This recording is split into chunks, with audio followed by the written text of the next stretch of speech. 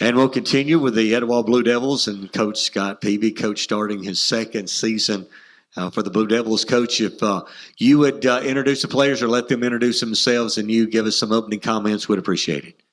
Yes, sir. This is Antonio Garza. He's kind of a all-around athlete on offense, plays quite a few different positions for us, but he's found a home defensively, a defensive end for us. He's a senior. And this is Bradley Plager here, who's been a couple years starter at linebacker for us. He plays outside linebacker for us at this point, also a senior. Comments about what you've done this summer? Yes, sir.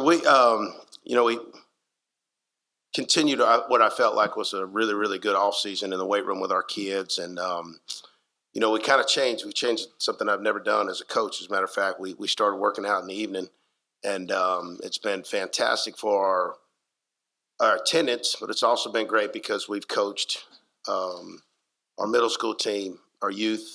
We've tried to do some speed training with our youth and stuff like that. And then, we've worked with our middle school team as well the entire summer too. And that attendance has been better than it's been since I've been there. So we changed some of that, but we also, we traveled around and we played a lot of 7-on-7. We played in the Jacksonville State tournament, the UNA tournament.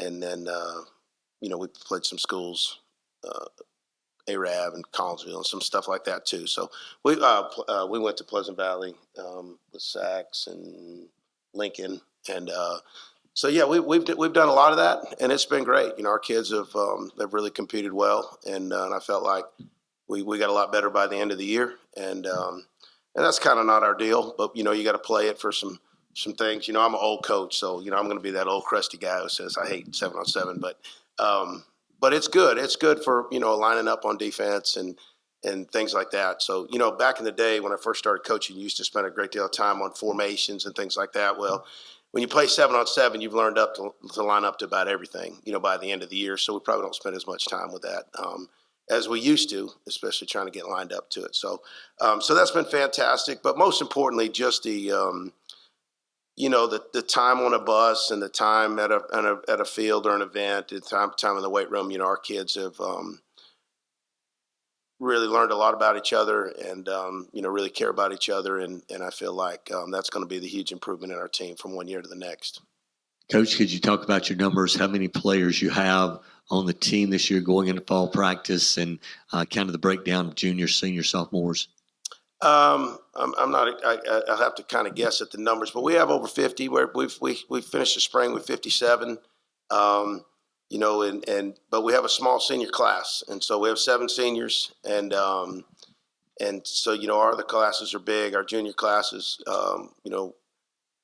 17, and I think our sophomore class is 24. So those numbers are better than they've been, and I feel like it's a group that's really invested. They've really spent a great deal of time in the offseason preparing to be a good football player. So I'm excited about that. Our middle school numbers are really good, and we struggled last year when I got the job, just getting enough when we started school, fielding a team there. So, those numbers are good, and those kids are also had the investment. Anything that we went to team-wise, we brought our middle school with us, and so I was excited about that because they got to see what that looks like, so it's not going to be such a shock. They also, did all the things that we do with our terminology and things like that. So I'm hoping that the transition is much better from middle school to high school in the years to come because of the investment that our players, we spend the whole time. You worry about as a coach when you bring the middle school in as they get picked on or something like that happens. And I think we've made it clear at the beginning that we're not in the business of running kids out. We're going to do a good job of coaching them, and our older guys have really done a good job with the relationships with our middle school kids too. So things are good. Like I said, we're just trying to build an entire football program, and I think this year was a lot more productive than our first year for sure. Coach, getting to know you last year and doing your coaches show, 2 things you talked about was bringing back grit, toughness, and also you guys had a lot of people don't know this, but some people do know this, one of the best weight rooms in North Alabama you guys have put on campus there. you also implemented the wrestling program, which helps with that grit and toughness. Can you talk about it? First of all, it's refreshing to have an old school mentality, an old school head coach. We don't always have that in modern day. So let me, kudos to you for that. But talk about how, it's kind of like Rocky IV. It's time to go back to the basics, get out, do it old school way, and turn this thing around. And how special that opportunity is in front of all you guys. Yeah, I'm old, so I've been in it a long time. It's going to be my 30th year, and I really only know one way to do it. And I played for Coach Burgess, and my high school coach was the exact same type of deal. And so that's kind of who I am. And so it's hard sometimes for me to come in and with young guys and instill that, because they kind of want the new flashy way. And but our kids have really embraced it in the off season, and we have really gotten to be the mentality of being tough. And that's I've played Etowah a lot in my career, and they've always been tough, and we've got to bring that back. And these guys have embraced it. So Antonio wrestled and did really, really well for us. And so we'd love to have a million of them. Now the problem is that when you're the football coach and the wrestling coach, I'm not into cutting weight, and so now all of our wrestlers, we'll probably have 8 really good wrestlers at 215 because they've all gotten big, they've all gotten strong, and so we may have like one weight class that we go, but because we're not cutting weight and we're all in the weight room lifting, and so but that's a good problem to have. I'm excited about both programs as well. So but our kids have really embraced that, and they know. I mean, you can't fool kids. They know, and we knew we had to go spend some time doing some things that are hard. Old school flipping tires, swinging sledgehammers. Old school stuff like that, just to build a mentality of being physical. So we've done that, and I couldn't tell you that I'm any more proud of our guys because they have really, really worked. And some days I leave and I'm like, I'm not sure I did enough, because they're in really good shape, and in a lot of things, like every Wednesday morning all summer long we ran stadiums at our high school stadium. That's a big stadium, and we would run them, and they were done, and they were still running around chasing each other, and I'm like, I'm not sure we did enough, and so one day I actually ran them.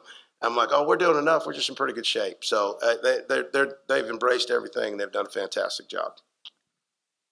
Hey, Coach, just what's one reason you're optimistic about your team heading into this season? Just the work that's been put in, and I feel like a complete culture change. I feel like these guys care about each other. I feel like they've invested with each other. We don't have one guy that skipped a ton of workouts and still going to be a starter. We don't have that. The guys that we're counting on have put in the same amount of work, I feel like, and I call it sweat in the bucket. They've all put the same amount of sweat in the bucket, and these guys are great examples of that. And and our guys play other sports and they're invested in other things as well. But when it's time to play football, we've really, Bradley was our right fielder for our baseball team, and that's important. So we don't interfere with that. But as soon as the season was over, he was right back to football and doing putting the same amount of sweat in the bucket. So I'm optimistic about that because there hasn't been anybody trying to cheat the system. Well, Coach, I want to ask you, what are some of the strengths of this year's football team? And I also want to go back to where you talk about 7-on-7s, and a lot of coaches will talk about that. It's a 7-on-7 a lot of times good because it makes players have to communicate more. Do you think Sure. that brings them better together as a team? And you guys also, do you feel like you're becoming more player-driven rather than coach-driven? So the first part of that question was what did I feel the strength? I just feel like the strength of our team is our work ethic and our commitment to trying to be good. And I feel like that's been, and these guys can tell you, I don't want to take all the time, but I feel like we hadn't done that and we're doing it. And so I'm proud of that. And then as far as 7-on-7 goes, yes, the communication and lining up the formation and basically just competing. So, I don't want to say I don't like it. I almost feel like it's just as important at that time of the year to get beat and see how you react to it as it is making plays. Sure, offensively, you want Antonio to go up and moss some kid so he knows what that feels like. Yeah, sure, I do want that too. But I also want to see him fail at something so that I can nicely explain that to him. I'm pretty good at nicely, so I can explain that to him and try to get my point across, and then see how they react after that. Because, I'm just going to be honest with you. Antonio's a really good player, and he's done a great, and so is Plager. So both of them have experienced some time in the summer where I chewed their rear end for something that I felt like they should have been better at. Well, how they react to it and how, and maybe I need to be better explaining it or whatever too. So we kind of learn a lot about each other on how to do that.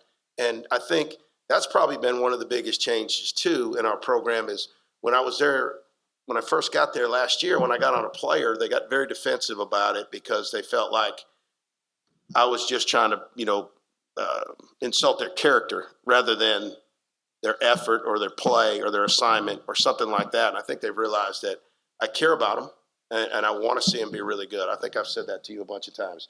I just want to see you be great. That's why I'm on you.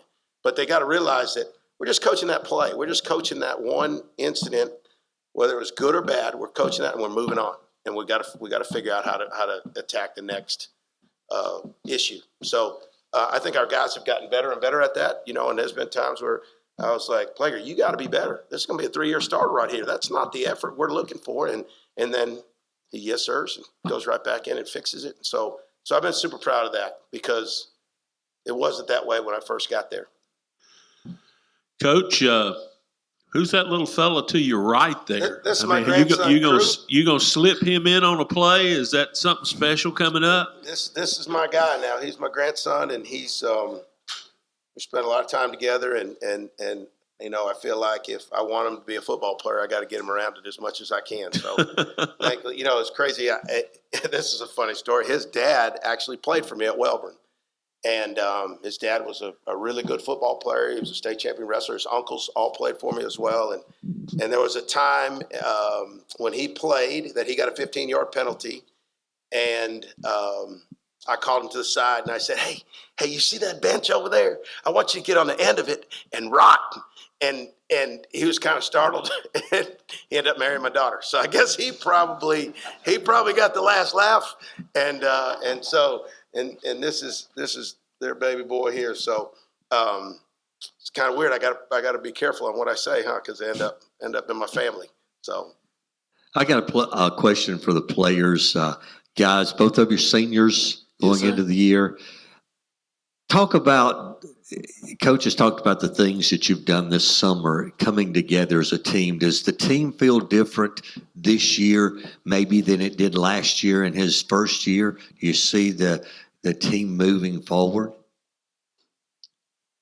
I just think we are definitely more together than we were last year, and with the locker room chemistry, I feel like it's way better than where it was last year.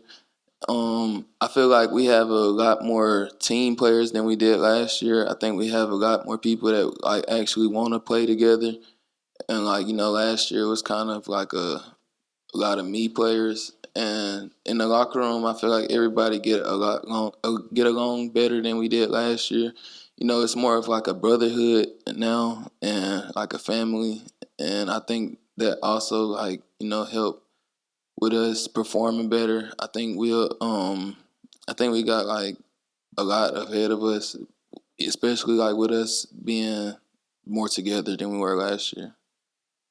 Yeah, my bad. I completely agree with Tonio. It feels like there's a lot more team play than individual play other than there was last year. It felt like everybody was playing for themselves instead of for the team. So, guys, I want to wrap it up again with a question for you guys. And I've asked most of the other players that have come through this morning. Team goals this year for the Blue Devils team, and also maybe individual goals that you have for yourself. Goals that I have for the team, I expect us to come out every day prepared, ready, and just know the standard that we have and kind of just play above the standard actually. And I think for personal goals, I just want to control what I can control and be the best athlete I can be. Personal goals wise, I just want to be the best leader I can and give an example to all the younger players coming up. And team goals is just to win the next game. All right, great guys. Appreciate you coming today. Good luck to the Blue Devils this year, Coach. Thanks. Thank you for having us. We appreciate y'all.